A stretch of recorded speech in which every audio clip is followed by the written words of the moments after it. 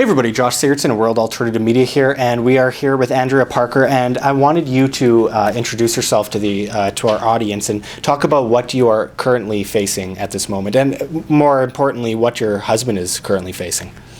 I'm Andrea Parker, Eric Parker's wife, and he is what the media has labeled him as the Bundy Ranch sniper.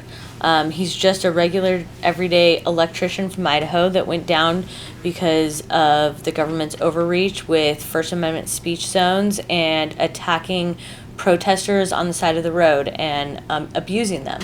So he went down from Idaho to Nevada to support the Bundy Ranch. When he got there was BLM agents pointing weapons at men, women, and children in the wash, and he got into defensive position because he had snipers aimed at him.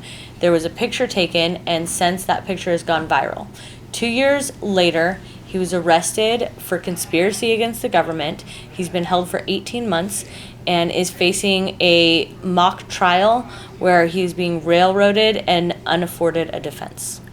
So, what can people do to help you guys? Because, I mean, this is an amazing infringement of individual liberty, which is something that we at WHAM talk about on a daily basis, because we watch people who they're not hurting anybody, they're not aggressing against anybody, but it always seems to be those people, not, Antifa that's starting fires and, breaking windows. It's the people who are literally just standing up for individual liberty that always seem to be thrown in prison. We've seen that with the Bundys. We've seen that with what happened with Lavoy Finicum, of course, shot to death, murdered in cold blood. And we always seem to see these things happen to people who are literally just standing up for individual freedom. So before I get into how people can help, do you think that there is a concerted effort to, shut people up that are trying to regain individual freedoms? Absolutely. We went through this trial the first time. 2 people were convicted. The other 4 were a hung jury. The worst numbers we had were 7-5 for acquittal. They didn't have even a 50% rate. They're spending millions of taxpayer dollars to retry this case, and the only reason is that if these guys get off, it tells the rest of the United States that you can stand up to the government, and they won't let that happen. Absolutely. The biggest fear a government has is the sound of laughter and people shooting off their guns in an attempt to regain lost freedoms, which we are seeing infringed and desecrated on a daily basis. And it's always those people that actually know what's going on. They want to fight for these freedoms that have been lost. And I mean, what your husband did was more about, he had a moral responsibility to help people in a time that was obviously, it was just a terrible situation. People getting their land, their property rights infringed on, people getting their individual liberties infringed on, and what better to do than to take up the Second Amendment, carry arms, and defend them from a tyrannical government, which is literally what the Second Amendment is all about. It's about defending against a tyrannical government, because, of course, the founders knew well with the redcoats that the only way you are going to defend freedom isn't by yelling, isn't by shouting. It's by literally defending it with guns. And what your husband did is really a heroic thing, because this is the responsibility of all free people to maintain that freedom and continuously maintain that freedom. So what can people do to help you and your husband in this case, and where do you see this going over the next couple of years? Well, so far what we look like inside the courtroom is, I'm pretty sure it's going to be another hung jury. But they can keep this going as long as they want to. So I think education, like spreading the word about this, is absolutely key to keeping this alive. What they want to do is they want to hide it all under the rug.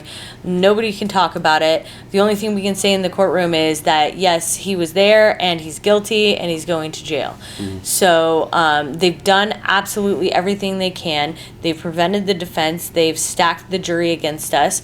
And what we need now is people to step up and say, we, the American citizens, aren't going to stand for this. And there's a major gag order on the media reporting on this incredibly important issue.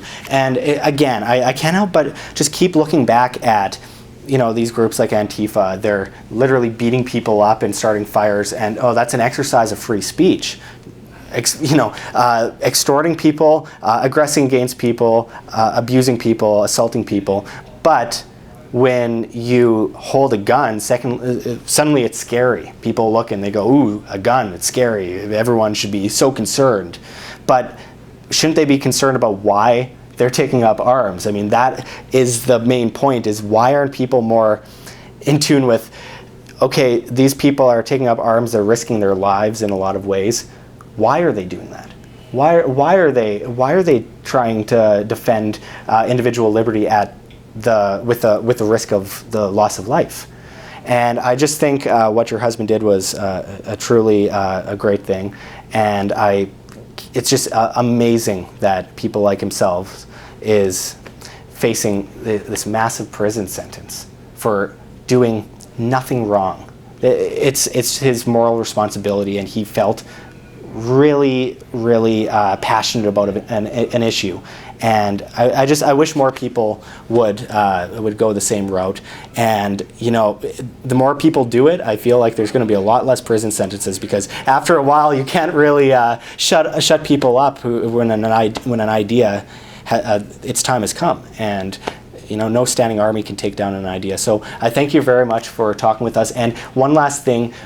Specifically, is there a website we can go to? Is there anything that we can... Absolutely. We have the Idaho Political Prisoners Foundation, and that's a website you can see all the motions. You can hear about what's going on with these trials, because this is just one trial of 3.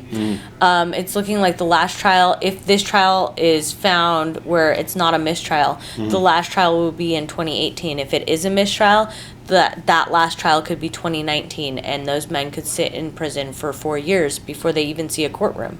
And this is not something new in America. This is something that's happening all the time. So you can go to the Idaho Political Prisoners Foundation. It's idahopoliticalprisoners.org, and see all the information there. Absolutely. This should be, for our viewers, this is personal to you. I mean, just imagine, if not yourself, a family member, just standing up for what he believes or what she believes, and facing a lengthy prison sentence for doing just that.